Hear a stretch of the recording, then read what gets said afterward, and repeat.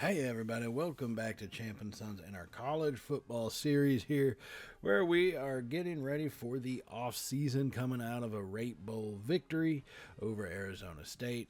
And this was a pretty decent year coming off a 3-9 the year before, finishing up at 9-4 in total, right? So we did have the loss to Notre Dame and Penn State, and we went on a winning streak. But then Michigan and Ohio State got us there, right there at the end. It's kind of funny. Each time we lost, we had to lose back-to-back games before we could finally recover. Now, like I said, 8-4 regular season, 9-4 with a bowl game victory is pretty damn good considering where we came from, right? And looking at how we performed overall, Bryce Baker, he struggled early on, so we did have to replace him, and so we did bring in Millie. Came in pretty well for 2,600 yards, 22 touchdowns, and 9 interceptions. But Baker at the time, who is still real young, had 12 touchdowns and 8 interceptions. So I think overall we went with the right choice. Now Millie is a pocket passer. Baker is more mobile. So obviously, I think they're two different kind of weapons. But with what we had set up this season, I would definitely say Millie was definitely the better choice to go with. In the running game, it did help that Jordan Marshall was able to eclipse the 1,000-yard mark. Now, it says he played in 13 games, but in all reality, his wear and tear was just too much. I mean, it was just excessive.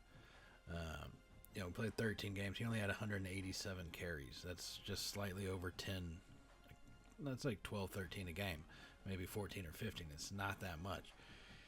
And so, I mean, he broke down pretty good. But Dunham and Irwin filled in decently. Dunham got 7 touchdowns. Irwin picked up 3. So we had a pretty decent ground game going from the backfield. As a receivers, Nick Marsh, he is going to be missed big time. 1,250 yards, 14 touchdowns. But we do have some youngsters, Braylon Collier, Zach Amell, and they're decent. They're not star quality yet. One guy right here, Thomas Meeks. I truly think he might be a star quality kind of player. And then, I mean, using the running backs is going to be a big thing, but Meeks came in pretty impressively for us there at the end. And then you got to give Malik Soro some credit out of the full backfield, coming up with a couple touchdown catches, a little shockingly there. Now on the defensive side, Pretzloff, I mean, hopefully he stays, but he was a big part of what made our defense so successful, being able to fly all over the field. The defensive line stepped up shockingly well. Steve Queen, freshman defensive tackle, Kai Burnett, both of them came up combining for 19 sacks. Then you add Cal Thrush into the mix. That makes it 28. 28 sacks between our top 3 rushers. And these are defensive linemen. So they're not coming out of the linebacker area or coming out completely unblocked off the edge. They are facing up some blockers. Even Baskerville got 8.5. Pretzloff did get 4.5 coming up from the linebacker spot, but they ended up having to be a little bit more in coverage. We just didn't have the speed in the defensive backfield, so we had to run a lot more zone. So you had to pick your zone blitzes pretty carefully. But overall, I think they did a pretty decent performance. Some tough games for sure, like Michigan and all that, but still pretty well played. Now Pretzloff, speaking of the devil once again, top of the team with interceptions on 3 interceptions. Byam had 2. And then pretty much throughout, we had about 5 other guys with 1 interception on the season. But it comes out to around, 6, 7, 8, 9, 10, 11 interceptions on the year. That's not even word taking into account fumbles. So overall, pretty solid defensive performance for the players that we had available to us in this first season here. Now, we are going to start bringing in our own guys, right? Like these are all the previous people. Now, just because they are the previous team doesn't mean I don't want a lot of them to hang around. I think, like I said, some of the performances that we did get out of them, Pretzloff, Herzog, Rucker, really Byam more than anything. So Pretzloff, Herzog, I'm going to say his name, Alway, Byam, Bowman, and Burnett and Thrush. Keeping these guys to stick around is going to be a big deal for us. And so hopefully we are able to do that. going into it. Now, they actually ended up not wanting to leave, so worked out better for us in the long run, so we didn't have to worry about trying to keep them because we had 5 players leave, none of them of any importance, and none of them wanted to stay, no matter what. So, it's one of those it is what it is situations. So now we got to continue the off-season recruiting, right? We only have 10 commits right now, not a whole lot. But we've gotten all these other guys. We were in the top 5 for them. We recruited them all throughout the season. I don't know why it takes away the points you use just because the season is over. I think that should stay. You shouldn't have to go through and redo all the damn points on them, is what I would say. But apparently that's what they want us to do. So it is what it is. Now, before I get to using too many of those hours, I need to see who is available in all reality. And right now, we got 2 4-stars, defensive back and quarterback. I don't know how well we're going to be able to grab them, but we are in their top 5 of interest. So we may be able to pull off a couple upsets there and end up snagging them. But you're going to try to be pretty careful in the sense of we don't, as much as we want to get the full scale of players and all that, I don't want us to waste time overreaching and miss out on some quality guys. So if we can get them, great. If we don't move up in their interest, then we're probably gonna have to cut ties fairly quickly with some of these guys. But we're gonna give it a shot. Now we do have 1,200 recruiting hours, so that's better than our standard 700, I think 750. A lot more hours there. It's just one of those things that we need to still be mindful of it because we finished 9-4 on the season. I can't waste time and lose out on guys in week 4 or whatever, week 3, that now all of a sudden to try to fill those gaps, I'm stuck with a bunch of 2-stars. 3 stars is really where we are. 4 stars are little reaches for us, but we have the capability to do it. But that's why we got to be careful. That's why guys like Damian Minor, he is a 4-star. Now, we recruited him during the season. Same thing with Odiambo, the receiver, and we were number 1 in their interest. So we should be able to stay that way. I just, like I said, it annoys me that they get rid of that damn point usage that we've already got for them. So now it's got to completely redo it. In reality, that should all stay. We should still get the 1,200 just to be able to add new players in from the transfer portal and so forth. That's just my thought. I'm just saying. Now, some players that we are looking at to try and, guys like Riggs, Minor, Odiambo, those are guys we want to start immediately, essentially. Individuals like Brisby, Coleman, Mon, Keltner, it's one of those, they have the potential to start immediately. They do. It's just, I don't know if they're going to be the right fit for it. Find out where they do fall in line with the rest of our depth chart, at the same time, just because they are maybe a 3-star guy. I'm not going to automatically give them the starting job. Just ain't going to happen that way. Now, one thing I will say that I do, the off-season stuff, is the damn visits. I get, why do you limit us to 4 visits a week? That's what's annoying. I should be able to bring in however many people I want to week 1. I don't like that part, but it's a decent strength of recruiting. Terrence Mon, a 3-star dual threat quarterback, he is a depth kind of guy. Like I said, Baker's young, so he's going to stick around, I think. And we are going to look to try to revamp our offense to head in a new direction. I do want us to start going for, I'd say, more speed than just the. I guess the only way I could compare this to the Iowa type of work it down the field 6 yards at a time. No, I want game breakers. I want dudes who they got some wheels on them. Who, when it's 3rd and 2, you don't know if we're going to go for 2.5 yards or we're going to go for 48.5 yards. Those are the kind of guys I want. And then on the defensive side, we just need a lot of help, to say the least. We just need a lot of damn help. and not so much from the safeties area. So free safety, strong safety, I think those are good. It's going to be more the defensive back, the cornerbacks, that we're going to need some help with. And guys like Cantwell should be able to do that for us. And even though he's a 3-star, that's why I am going to still try to get him pretty heavily. He's got the potential, and that's really all we need on our team right now. We are not getting the big stars. We're not getting your 5 stars, your blue chips. We just need those guys who got potential. We need the little Rudies on our team, basically, is what it amounts to. Now, Nelson Robbins, he is going to be a space filler, essentially. 2-star. You look at his potential. I know we didn't do the scouting on him just because we have such limited points, basically. But it's someone that maybe we can develop. I don't know. With the number of ratings that we have, coachability, D+, which I guess I get because it's been our first season, but we're not going anywhere. That should actually be a little bit higher. Playing style being an F, it's kind of one of those, well, what are you going to expect, right? Odds are it's probably not going to go that well for you if you have a D+ and an F rating for things that he values. So we're still going to shoot our shot, though, because that's what you got to do. Guys like Sire Gaines out of California, Paris, California. He's an East-West playmaker.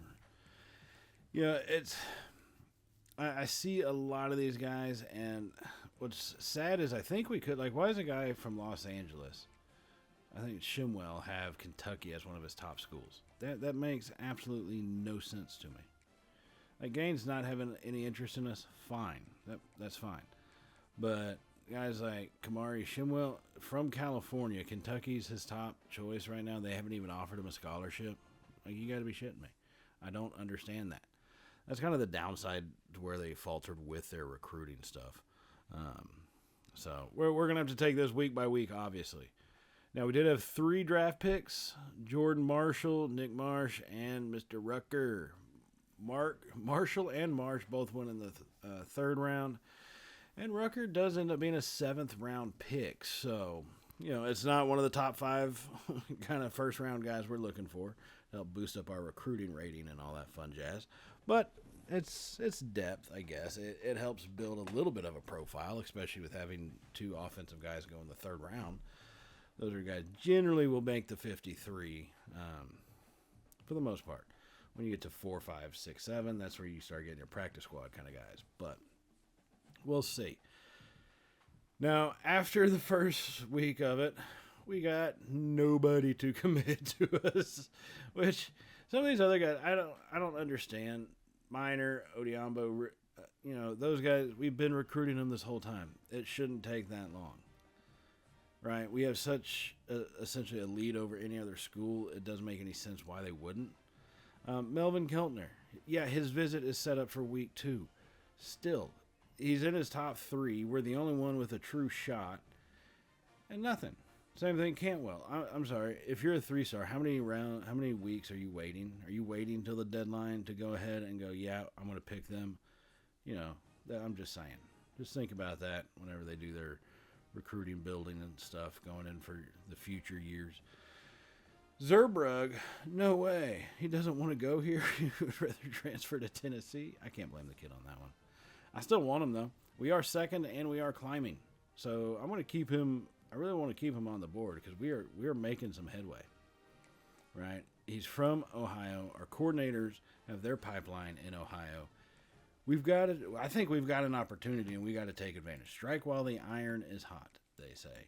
And so that's what we're going to try to do as we continue with the Send the House. I want to advance on up to a hard sell, but I don't know what else he has, and I've had too many guys be their invaluable things, be one of the F ratings, so I really don't want to have to choose one of those, take a shot in the dark on it and be wrong. That'll hurt me a lot more than it'll help me, but I'm going to have to wait him out another week and just keep my fingers crossed that Tennessee doesn't get that much of a headway on us. So John Key, like I said, F and a D for playing time and style and all that. Playing time and playing style. F for playing style, D for playing time. He's a 2-star, so I guess I could see why that's a D for playing time. But, hey, if you're good enough, you make the cut, so be it. Pro potential being C-. It's better than I think what it was beforehand, so I'll take that. Take the little wins when you can get them, right? So let's see what we got. 450 hours still available here in week 2. We are looking at. We have 24 targets right now. You're supposed to have 35. I don't know how many. I get. Maybe I should fill out to the 35 and just hope for the best. I just don't like doing the recruiting that way. It takes too much away from the other guys. So I'm going to try to avoid just, spamming into my recruiting list. I've still got some people missing. Strong safeties, I'm definitely short. But I can always move free safeties over. That's not that big of a deal in all reality. It just isn't. So we'll take that as it comes. MJ Johnson. He is a signal caller linebacker, 3-star transfer. We can actually pull him down. That would be impressive. We are a little late in the game to getting him, but that would be impressive. Same thing, Lindrick Barber. He has no interest in going to our school, but why not? No one else has offered him scholarships. And in most worlds, you offer a guy a scholarship, he doesn't get an offer anywhere else. Very few of them are ever going to say, forget that, we're going to just transfer. So, fingers crossed no one else does, and we can pick them up. That's kind of what it's going to boil down to. So, heading into week 3, can we have anybody? We did. All right, we got a couple signings. Joseph Coleman, 3-star out of South Carolina. Melvin Keltner, the running back, finally commits out of Lawrenceville, Georgia. 3-star running back. Terrence Mon, we are first on his board, so that's a positive. Looking at him. DJ Bond, we are first for him. Shimwell, we're third, but I think that means we're definitely climbing there. And Johnson, I think we're climbing as well. So if we continue to hammer him heading into week 3 of the recruiting, let's take a look here. And Riggs went to Miami. You in great. All right. West, we dropped down to second. Ohio State overtook us. Yeah. He's from Maryland. Really? Yeah. His visit is supposed to be coming up, so I don't know. It's kind of like with Zerbrug. If you look, the visit's coming here in week 3. Tennessee's pretty much almost made it all the way. Like he's about to pretty much just commit over there. But we're going to give a last push. We got his visit coming up. Coach Prestige is a B. Playing style and conference prestige are both A's for him. Hopefully we can pull off a miracle. 1 year into it, 9-4 in the season. I don't see us really doing that. But you never know. So Kamari Shimwell, yeah, we're third. That is better than what we were. So give us credit for that at least. Now taking a look at Sway and Hard Sell. The biggest thing that I found about Sway is that at least it opens up the check marks a little bit more. So if you select wrong on a hard sell, you're kind of screwing yourself over. But if you hit it on a Sway, you're generally, it's a softer hit if you miss it, essentially. I forget, I only have 50 hours. I wonder if I don't have enough marks. I could just try both, do a hard sell and a soft sell, or Sway and a soft sell. That'd be kind of funny. I don't know what that would do. I doubt it would do much in all reality, but it is interesting to definitely think about because I come in 5 points short on the 50 total possible. Now looking at MJ, we have moved up to second. He's from Michigan, so he's an in-state kid. I'm going to have to keep letting it go. Let's see if we can't try to just hopefully build up and snag one of these guys here later on. And hopefully after this week we actually start seeing some true commits. Only having a couple after week 2 is not boding all that well. I like to preferably see like 3 or 4 give or take during that time. But we, like I said, we were coming off a 3-9 season the year before I get here. We show up and we go 9-4. We lose to Notre Dame, Penn State, Ohio State, and Michigan. Now, those are fairly respectable schools to lose to, don't get me wrong. You just still hate having that many losses, right? Like, that's just going to hamper you a little bit. Now, Aiden West, we're still in second. We're not seeming to be making headway. I'm going to put him on the hard sell. Fingers crossed I hit what he needed to. I don't know if I did, but we're going to give it the old college effort, as they say. All right. Odiambo finally commits 4-star receiver. Thank you very much. From Minnesota. Danny Brisby, linebacker out of Washington. And we got 2. I wish we had more. We lost Weston Zerbrug to their respective schools. All right, so we got 2, but we lost 2. No, I mean, I guess it's a trade-off. I hate losing Zerbrug, but when you're battling with Tennessee for a kid that's, I mean, it's shocking we made it to where we did with him, to be in all honesty. So, glass half full, right? Can't look at it too negatively, because we can only build with what we got. Although Aiden West, I hope to hell that we get to beat the crap out of him, and I see him on the field, and we get to drop some touchdowns on him. That's all I'm going to say. Then Zerbrug from Ohio goes to Tennessee. You've got to be kidding me. I just don't get it.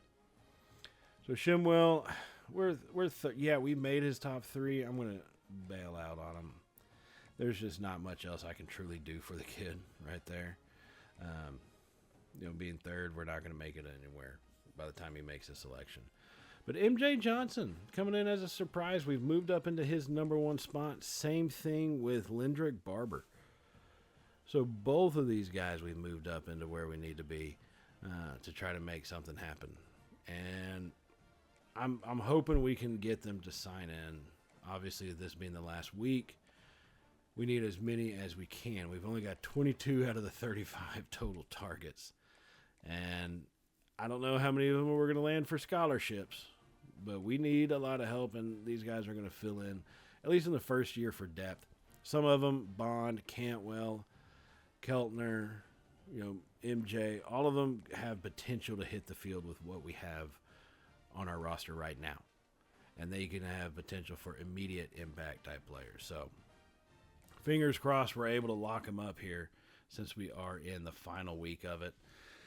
Now, I'm going to try to add on visits if I can, but keep in mind, you can only do 4 visits per week, which is just an annoying little detail. I don't know why they do it like that. But 4 visits per week. We add Cantwell on. I think that makes, 3 visits for week 4. And we're going to go ahead and hard sell him. I hate that playing style is an F. I really do. But we got a B and an A for the other option, so I'll take what I can get. Let's see. Where's mine? Damian Minor. We've already got the hard sell. He hasn't even gone to top 3 yet. What are you doing, man? I hate pro potential's a D, but yeah, we're going to have to keep it as it is. It's still the hard sell, and that's still what we need to have happen. So here we go, folks. This is where it comes down to the old nitty-gritty. Advanced week. Let's go on. Let's see, how many can we get? Come on, fellas. Really? All right, here we go. Let's see. John Key, 2-star corner. Jimmy Cantwell does commit out of Mississippi, 3-star. MJ commits out of home state, Michigan. Lindrick Barber coming off the edge. He has committed as well. Now we're talking. Damian Minor up the middle on the defensive line. 4-star out of Buffalo, New York. That's a big pickup for us. That is a big one. Terrence Mon, Erie, Pennsylvania. He's going to be transferring in. And DJ Bond, free safety. I think he's got real potential for us, old DJ does. Nelson Robbins, 2-star corner. And yeah, that's pretty much about it that we ended up getting. I mean, I don't know how many we had left. Well, honestly, I think we had a lot more. They just chose not to go to our school. I don't know. We'll see if National Signing Day comes out. 2 top classes. We're not in the top 10. I guess I can't be too shocked by that. Top 25. I'll take it. 1 5-star, 4 5, 3 or 9 3s, 7 2-stars. I wish I had more. I guess 3 stars over. The ratio was bigger for 3 to 2 stars, but I'll take it. 9 and 4 top 25 recruiting class is not shabby at all, to tell you the truth. So keep that in mind, fellas. Keep that in mind. All right. Now we have a couple things to look forward to for the new season. They have us ranked 21 starting in the preseason. Okay, I'll take that. I'll take a 21 ranking.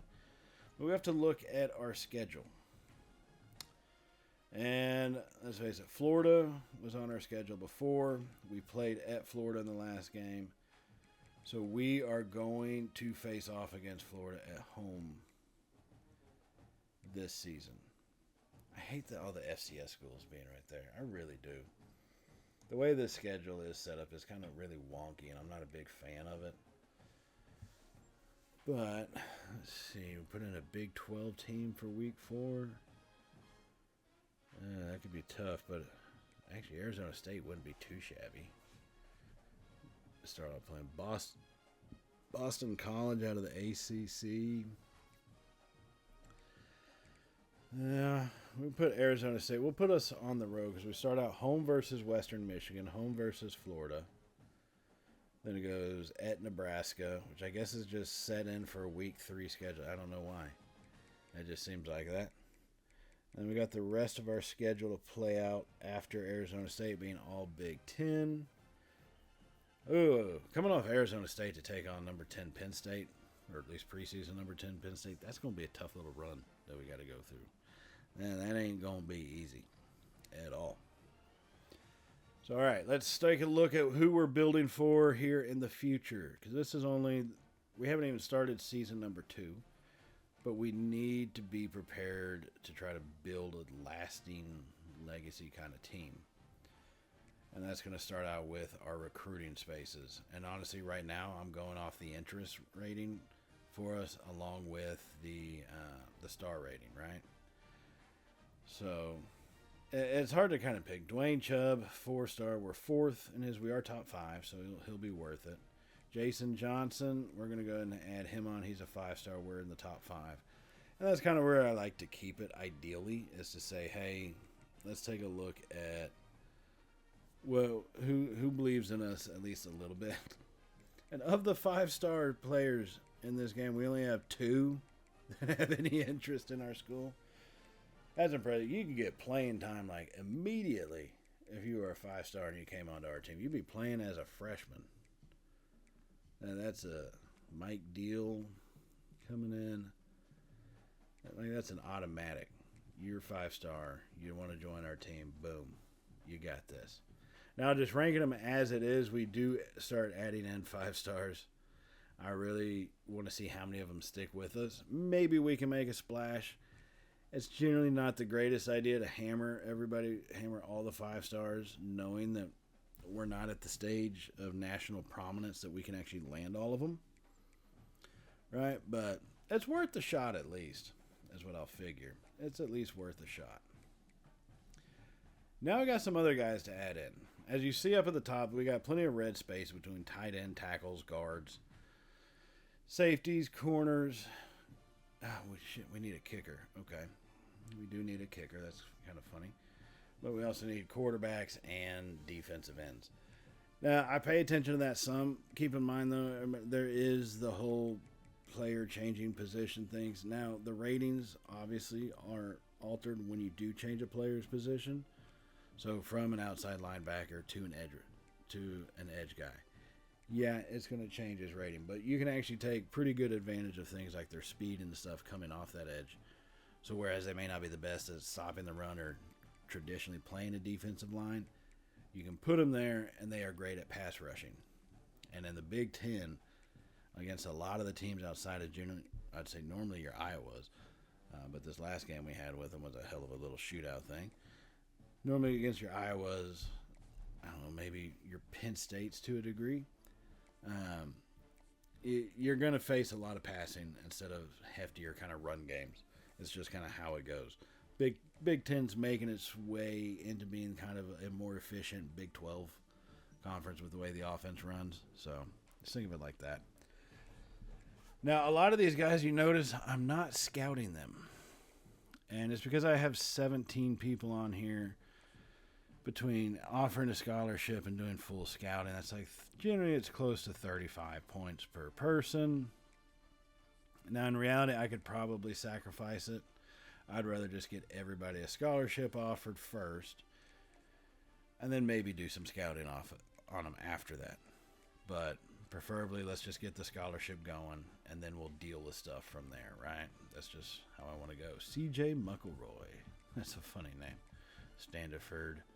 Zach Standiford, linebacker, out of Buford, Georgia.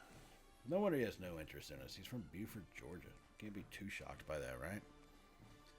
Let's take a look at who else. Let's maybe try to fill in some spots of stuff we need. So we're going to add in Otis, another tackle.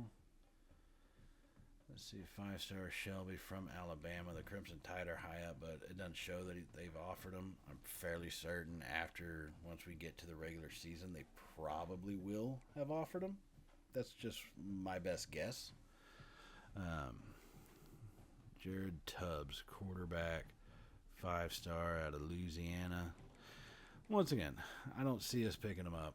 It's all hopeful business, but I just don't see it happening. So we're gonna give it the old college effort, as they say, right? See, edge rushers, free safeties, guards. We've still got a lot of spaces to technically fill based off what the team needs are. The game says. I don't always trust the game. Can't always trust the game. You got to go with what you can go with, and that's why we are going to try to fill in these blank spots. One of the biggest things, though, I do need a kicker. I am going to have to recruit one. I don't like recruiting kickers. You'll notice, I think, during my coach development stuff in my tree, I've pretty much held off on recruiting kickers. Mainly because I just don't like to. If I want to recruit, I want my weapons that are going to be able to drop a 50-yard bomb into somebody's lap. You know, I want that guy who can run that 4.2 40, that kind of thing. But sometimes you just got to go with what you got to go with. But until then, we're going to get these scholarships offered to everybody else. And that, I think, is going to be a big part of our thing this year. Because you can't actually do anything beyond scouting and offering a scholarship at this stage. You have to wait till week 1 or week 0, technically, to do that. So I'm hoping maybe we can make a splash. That's going to be the biggest thing, is can we make a splash with just offering the scholarships? Now, we have opened up strategists in the coaching tree. I've been pretty much doing recruiter and, let's see, what is that, strategist kind of thing? Yeah. So not the strategist archetype, recruiter and scheme guy. That's what I've been doing. I've stayed away from motivator. I know I've said it 100 times already. Most people is generally what they do with their coaches is they have them be motivators is the big one. It's kind of the broken one this year. Last year it was recruiter. It's motivator this time. Next year it'll probably be the scheme people. Who knows? But that's just my guess. You know what I'm saying? All right, 26-35. Archer, Abraham, but we're second on his list for free safety, and Cardoza. Get those put in. See, that's the problem with having so many people, because look, I have this many people. I have 1,000 hours right now. I'm definitely not going to have that in the regular season, and so immediately we're going to have to start making a lot of cuts. It's going to be very quick that we make some cuts and cut down our recruiting list quite heavily. So that's just one of the things that kind of bothers me the most about it in general. Let's go ahead and move on. Let's see here. Let's see who's got any kind of interest in us. We earned 50 XP. That's lovely. What do we earn the 50 XP for? I don't know. Darisaw still wants to transfer. That kid just...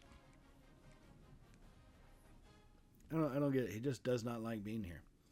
Like, he threatened to transfer. I think he's the one guy who stayed. Like, he threatened to transfer, but he didn't. So he's like, no, you know what? Next year, I'm going to transfer. I know I signed on for this year, but next year, I'm gone. I mean, that's just ridiculous. And so, see, here's a funny thing with a lot of these guys. So, Deal, we moved up to second. Abraham, we're in third, second for Samuel. But with Keenan Falk, we've moved up to first for the 4-star receiver. Same thing with Jamie Sizer, the thumper of a defender. Moved up into first for him. So a lot of these 4-star guys, you can tell it's actually making an impact. But so many of them, so many of these 5-star dudes, even some of these 3-stars had zero impact offering them a scholarship. Zero impact whatsoever. And yeah, we have 800 hours going on this week. Or this year. So 800 in a week, you're talking what? 13? No, 16. 16 players I can hit up with a send the house for everybody at this stage. And it generally gets cut down even more just because you technically have to add in the scholarship offer for some of these guys as we go throughout these weeks. So right now they already got the scholarship offered, but we're going to have to add that in at some point. Mike Deal, 5-star strong safety. We are second on his interest. I'll take it. I'll give him the send the house, see if we can have any kind of impact. Cummins, Wooten, nothing there. McElroy has moved us up to third. I'll take it. If I don't see any movement, like what's the point? Some of these guys we're going to have to remove off here. But if there is no movement, then what is the point of trying to keep recruiting them? Now, Stork, I don't know why he doesn't have any interest in his. Ball State is the only offer that he got. Are you kidding me? You get offered a scholarship from Michigan State, and you're like, nah, Ball State's where I want to be. No, you're full of it, dude. They are full of it. Jimmy Cardoza, he's got Tulane and UCLA. Okay, an American and a Pac-12 team. Yeah, he's gone.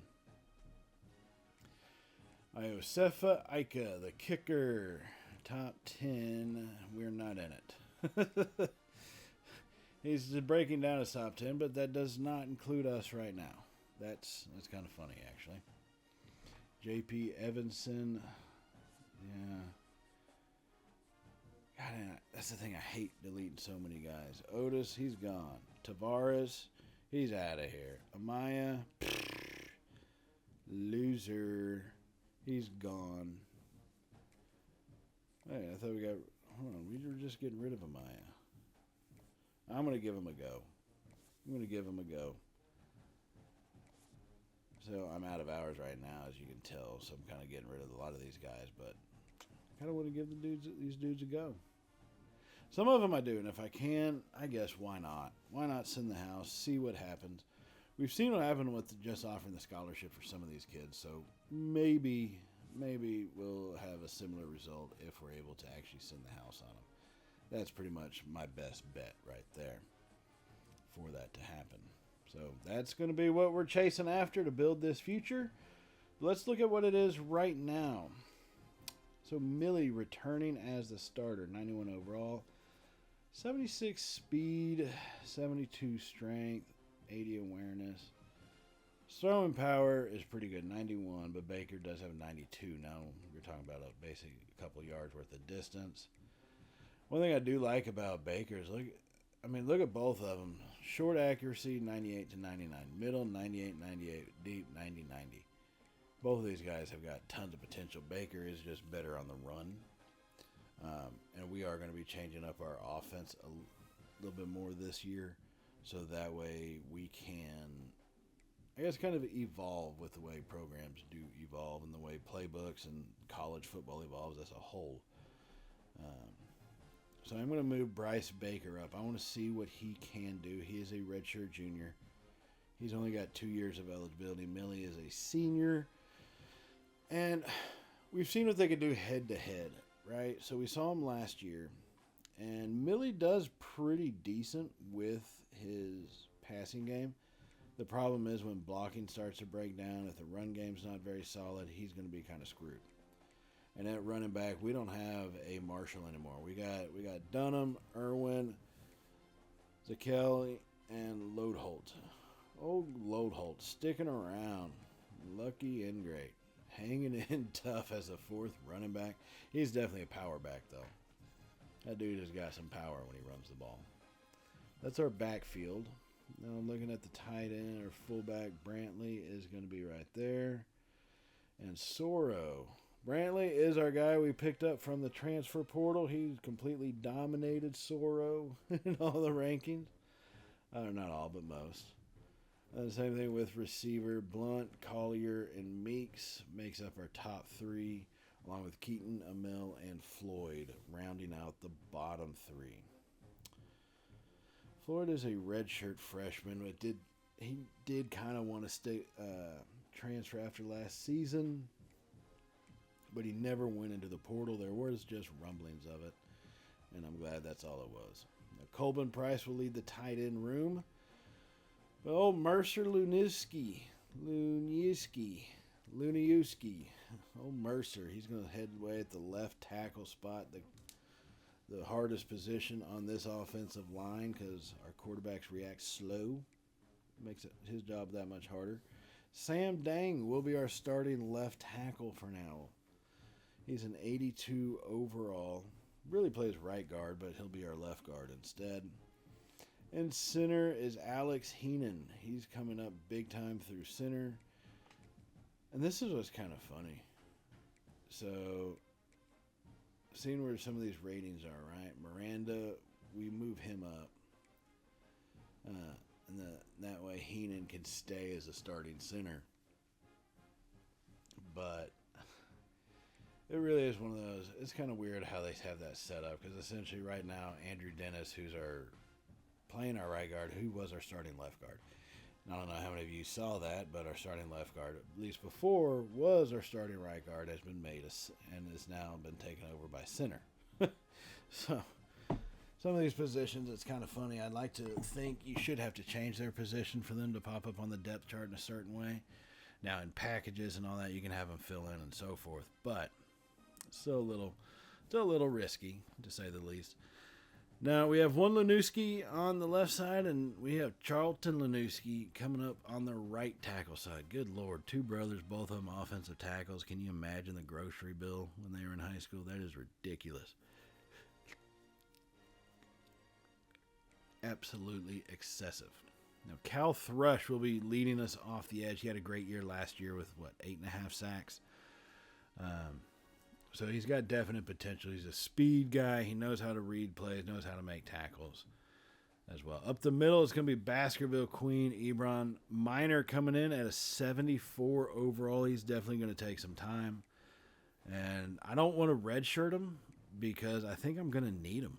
Like, if he gets redshirted just by playing time alone, then so be it. And I keep my fingers crossed he ain't going to want to leave. But I'm going to need that guy on the field. Now, Brady Pretzloff will head out our linebacker core. He's the boss of all the linebackers. He's the one who wears that little green dot on his helmet. Yeah, Pretzloff there. MJ Johnson is going to step in immediately as the starting linebacker. It's his final go-around senior year. He decided to come to our school to finish off everything in his career, and we're going to try to repay him the favor. Now, Herzog, who was with us last season, had a fairly decent year. Not the most in sack-wise, but did a good job with pass coverage and run stoppage. As corners go, Darrisaw will lead the way at an 89. And another Jackson. The second cornerback is a 74 overall. Good Lord. We're going to be playing a lot of zone once again, fellas. I'm trying to find a way to bring a third safety on the field. We are bringing in a bunch of zone, to say the least. Frederick Alway will be the starting free safety at 79 overall. Byam, he is the second string. Now, Bowman will be starting strong safety, although I could probably put Byam in. It would let it do it. It's not like it's going to prevent it. Looking at kickers here, Mike Covington. He's stepping in, senior, red shirt. It's going to be an interesting year, to say the least, fellas. Definitely an interesting year. Now, looking at some of our kick returners, Irwin, Odiombo. Yeah, I don't mind Irwin as a kick returner. I think because he's got a lot of speed. He really does. But I don't know, just having the running back there just seems a problem. Now, Floyd has a problem with his playing time, right? So maybe if I can get him in as a kick returner, it'll work out better for us. He doesn't have the greatest speed in the world, but he's a good receiver, even though it says he's a speedster. Explain that one to me. I can't do that. I'm going to go ahead and put him in there as a kick returner. I'm not going to put him in as a punt returner, just as a kick returner for now. And mainly, maybe that'll suffice for his playing time. I don't know for a fact. I'm just really kind of keeping my fingers crossed on that one. You know what I mean? All right, taking a look. That is going to be the squad for season number 2 here at Michigan State. Now, just real quick, looking at the schedule once again, we finish off our home-and-home series against Florida. Our first 5 games, we have Western Michigan, Florida, Nebraska, Arizona State, and then Penn State. Then we get our first bye week. And that's going to be a big bye week rest because we just played 5 pretty tough games. And then we're going to go 7 in a row before we hit the bye week before conference championships. Finish off against Indiana in the battle for the old Golden Spittoon. We saw that happen last year. We kicked the crap out of them. Michigan, we're playing them at home this year. We saw them kick the crap out of us last year. Hopefully we change the history on a lot of these kind of matchups, especially within the conference. That's going to be a big deal for us, to say the least. But the season will be getting underway in the next episode, everybody. Now, I do want to remind you to hit the subscribe button if you have not hit it already. And definitely give us a thumbs up if you're enjoying the series, you're excited to see where we take the Spartans, or you're just overall excited for the championship game to be tomorrow night. I'm going to tell you this, it's a bittersweet moment. I'm going to enjoy the game. I think it's going to be a lot better than what it's being made out to be. But there's going to be no more college football after that, and that hurts. It cuts me deep. We will move on. The sun will rise Tuesday morning, and a new season will be upon us in, 8 months. Keep that in mind. 8 months away before a new season starts, guys. I will see y'all here in the next episode. Hopefully we're ready to build something here in East Lansing, and it all starts with this one, season number 2, underway next time. So as always, stay safe, everybody. And, well, y'all know how it goes from here, right? Later, y'all.